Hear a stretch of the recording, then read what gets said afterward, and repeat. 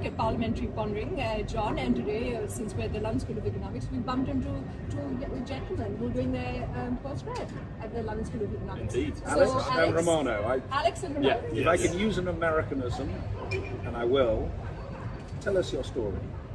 Okay, Alex. Academically. Yeah. I grew up in Reading, did my A-levels then, did history, I did philosophy, and I did art and design actually, which allowed me to get into Exeter to do history. So I did 3 years there. I specialised on British decolonisation in the Caribbean actually specifically, which was super interesting. So that was my thing. And that allowed me to come here to do international relations. I did that too at the London School of Economics in 1990. This is Marvi's alma mater, so she feels a tremendous loyalty to and passion for the London School of Economics. And now that you're doing your Masters, Alex, and you're focused on international relations, which of course is a very, very, very established master's degree of enormous intellectual worth and pedigree, what's your game plan? What do you want to do? How are you going to make a difference? Not just for Alex, or who that is, but for the world. Well, that's a good question. So initially, I'd always thought about going to the Foreign Office, and that always makes a lot of sense. Doing history, international relations, Foreign Office seems a very natural progression, right? So a lot of people have done that.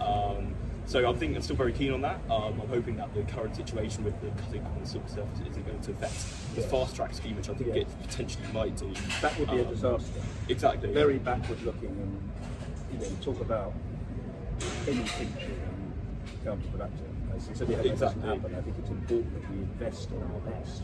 No, I totally agree. So I'm really hoping that I will be able to be given a chance to do that. So yeah, that's sort of the game plan in the short term. I haven't completely ruled out going into politics much later in my life, but that's not for now. So we'll start with that. Yeah. Okay. So potentially you can imagine public service, and that fills you with enthusiasm. Don't get me wrong. There's nothing wrong with people wanting to go and be entrepreneurs and to make great fortunes, and those people can make a big difference as well. But I'm quite interested and encouraged that you're not really thinking in those terms. You're more thinking, how can I make a difference in the public square, either behind the scenes as a civil servant, or potentially longer term as a practicing politician. The two aren't mutually exclusive. There isn't that much crossover, but some people do work behind the scenes and then come into the foreground. I think so. I think I look at political consultancy roles and those private sector roles, and they don't really fill me with as much inspiration as stuff in the public sector, where you kind of actually, I don't know, like with the fast track, for instance, you get to work on a particular desk for a particular country, and that's super interesting because that's directly applying what I've picked up here, what I've learned here, and using that in my work, which I don't think you get as many opportunities to do so in the private sector as much. Alex, may I very cheekily ask you, you always decline, what do you think is the best feature of politics, either in the UK or the world at the moment, and what is the worst feature? Right, should we start with the UK? I think it's a very tough time at the moment, and obviously this week's been a crazy week. It's been an unbelievable week in terms of highlighting, I think, the bad really, and sort of the extent. In the UK, I feel like politics orients so much around this idea, I picked up a phrase of the good chap theory. Yes. And I find with Boris and the current cabinet, it really shows how integrity matters so much. And if you slip in those standards, that the constitution as it isn't written, as it isn't codified, is at serious risk. So I think that's a bad feature. On the other hand, I think the UK is very flexible in many ways.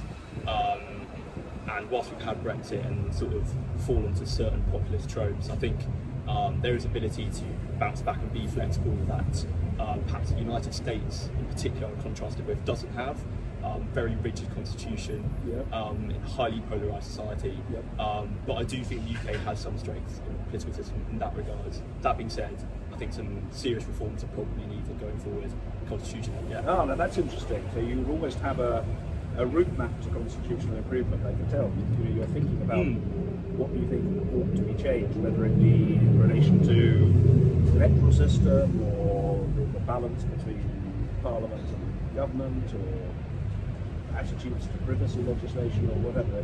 Do I get the impression that on all of these matters you've got views? I think it's very difficult with, I'll say I've got views in certain areas and got sort of ideas about what it should look like. But I think in terms of the specifics, it's very difficult, and the technicalities of the UK Constitution are such that, with parliamentary supremacy, it's very difficult to have any sort of codification.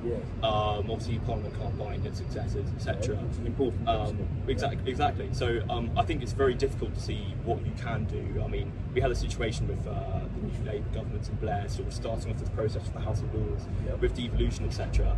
And it's not fully been formed or figured out since. Devolution is still very complex. There's still a lot of grey areas, ambiguous areas, and the House of Lords is still a situation where it's kind of half reformed.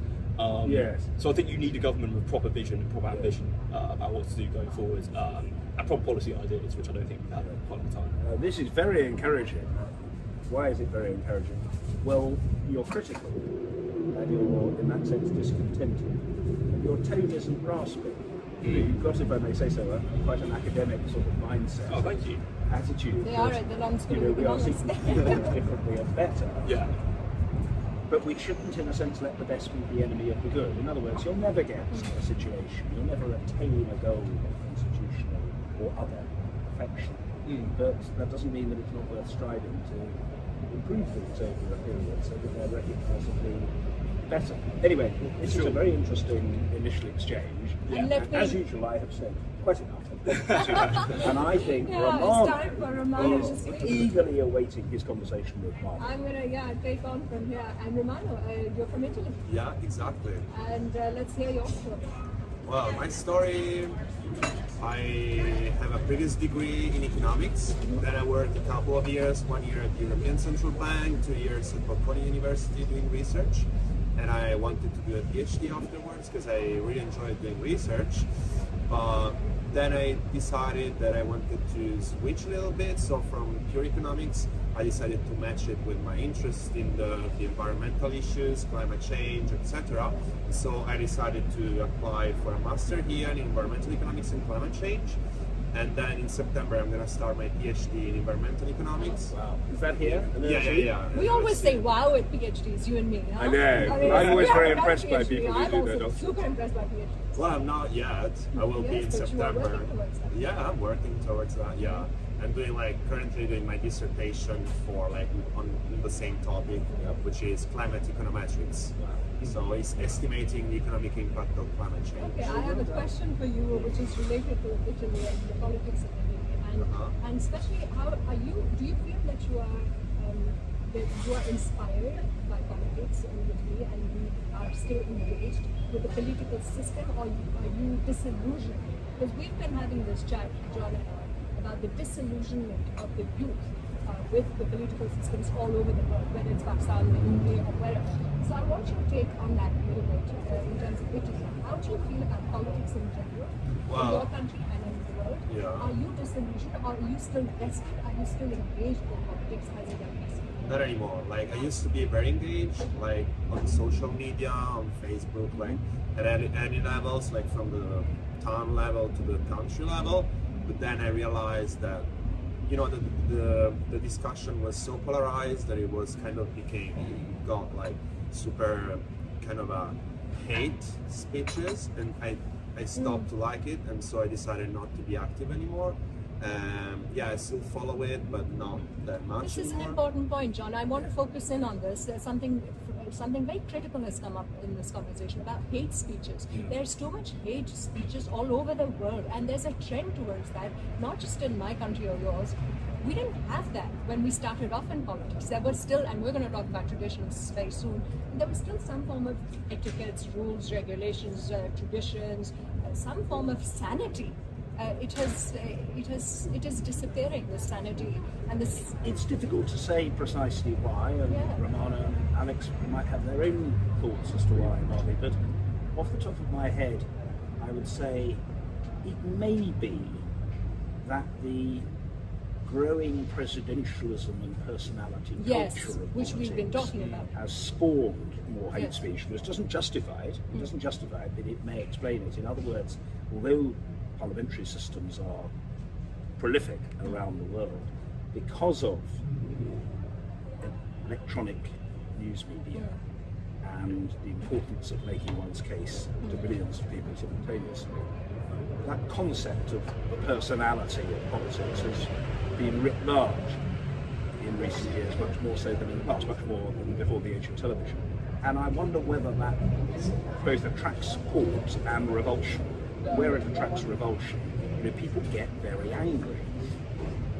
Secondly, I've just got this theory that we are in an age of the dominance of the keyboard warrior, if I can put it that way, and people very often are absolutely vitriolic behind the comfort blanket of their social media and their PC, and can be unbelievably rude, nasty, disparaging, vituperative about other people. And it may well be that it's not a realistic goal, but I feel, why can't people learn, as at their best they do in academia, to disagree agreeably? Yes. Why is it necessary Let's ask them this for question. people to damn to perdition people who disagree with them? I won't say what, because it's not relevant to our discussion, but the other day I was at a meeting relating to the school, and there was somebody who very strongly disagreed with me and started expressing that point of view with abuse and insults, and I thought, well, is that your level? Is that honestly your level? That instead of engaging with the issue, as we would put it, playing the ball, you insist on playing the man or woman instead. And no wonder lots of people are put off about politics. I mean, like Marvi, I've been in politics for decades, so to be honest, personal abuse is what we're about to back to me. But I can see that quite a lot of good people might be put off going into politics if they think all they're going to get is a bucket load of abuse. and trolling. What's your sense of No how matter this what you has say come about about? trolling and social media, we started off. Yeah, I think it's a very big problem, and it's kind of like pushing people away from the topic. The main reason I think people behave this way is about frustration, because I think that there are lots of people that feel left behind in society, and those are the people that express themselves in their way the most, the majority. Then we don't have to forget that there is a big share of people that are not really people, just bots, created to do that. So we always have to distinguish between the two things. But in terms of real people, I think that's the main reason. What people are feeling, in a sense, either dispossessed or left behind or knocked down, or maybe all of those things. Exactly. And so, because they're that angry, they find it difficult not to express that anger, and much easier to express it. Yeah. Okay, And so sometimes it's easier to blame that on politicians, on other people, than thinking whether they have made some mistakes in their life or anything. So that's the reason why. Marvi, don't you think it would be good if we could recruit Alex and Romano I think they're already to the profession of politics? Are you already recruiting? I mean, they're Well, already this is- yeah. they're already well educated. They're in the process of becoming super well educated, and they're going to be, if I can borrow from Lord of the Rings, they're going to be sort of intellectual Gandalfs, aren't they? We had this rule, I want to talk about it, in Pakistan some time back, where you needed to have a graduate degree in order to be a member of parliament. Yeah. And that a general, President Michel brought in, and it was very unpopular, and then it was taken out when he left. And then John Major's example is given, that he obviously really made it to the Prime Ministership of this country. How do you feel about that? I would agree on it. Do we need a degree to be in politics, or we don't need a degree? Not necessarily, and degrees not always show potential and being good at it, but it's a good proxy. So on average, maybe having kind of a rule that would be better. Or maybe not necessarily a degree, but some sort of previous experience. Yeah. For instance, going back to Italy, in the parliament, there are people that are not really educated, not necessarily a degree, but they don't have previous experience, so they're just there, they are not proactive, and somehow But they have been elected by the people. Yes. That's democracy, isn't it? Yes and no, because I don't know the UK system, but in Italy we have blocked lists in a way, so it's it's the party that decides the order of people who are going to be Can we elected. have your order, please? Exactly. Perfect. The Honourable Gentleman was a very overexcited denizen of the House. He must calm himself. If he can't calm himself, he should go very much. But Tony, although he was brilliant at Parliament, absolutely brilliant at his background, he didn't really love the House. He didn't love the House. He didn't know the rules of procedure particularly well. And I think, in fairness to him, I think that was because he was mainly preoccupied with just the business of governing. You know, he would come to the House to explain himself and defend himself and answer questions. But was he sort of deeply versed in parliamentary procedure? He wasn't. And to be honest, a lot of prime ministers aren't. But I think it's got worse. I think it's got worse with the passage of time. I've not come across a prime minister who knows so little about Parliament as Johnson. Johnson sort of prorogued Parliament, and he ended up getting stuffed by the courts. If he'd asked me, which he didn't, I could have said to him, Prime Minister, you're cruising for a bruising. You're going to lose this. And sure enough, he lost it. I just want to come back to this important point about parliamentary procedure and how parliamentarians, when they come in, they're not trained on it. They might join Parliament in 2008 March. I wasn't obviously trained on parliamentary procedure, but I immediately started learning. And you need to have this inner will that you want, which you're part of an institution. You need to know the rules. And I read up on massive amounts. Thanks to a senior parliamentarian. So, you know, we are kind of coached. Was there a particular person who acted Senator as your Miller, mentor? He was the mentor initially, and because of him, he's the one who launched this Parliamentary Institute for Pakistan Institute for Parliamentary Services. It's called PIPS, and it was on the congressional PIPS, and it was on the congressional, on the same model as the U.S. congressional research model, and he proposed from Senate. From the lower house, from the National Assembly, as second from there, and we managed to. That was my first legislation. Now, the reason I'm mentioning the first legislation, when we're going to talk about progressive legislation, that's part of progressive legislation, is that as a young parliamentarian, young meaning initial, first-time parliamentarian, I did not know the rules. So I had this mentor who helped, and. So Inder and Bandara, there were two, one was a MNA, a member of National Assembly, one was a senator. And so either you're eager to learn as a person, or you're not eager to learn, and either you want to immerse yourself in the institution, or you don't. But coming back and to conclude with the two of them, so they can get back to their enjoying work in the weekend. library. They're working in the We library. don't want them to feel their I business. want them to get back to the library and produce great work for the LSE and for themselves. So to conclude, what do you have to say in terms of the most important reform, and the most important political reform that you would see as you would say, measure up, if you had a presidency and if you had a what is the key, what are the key reforms that you would work towards in terms of political reforms, either? Wow.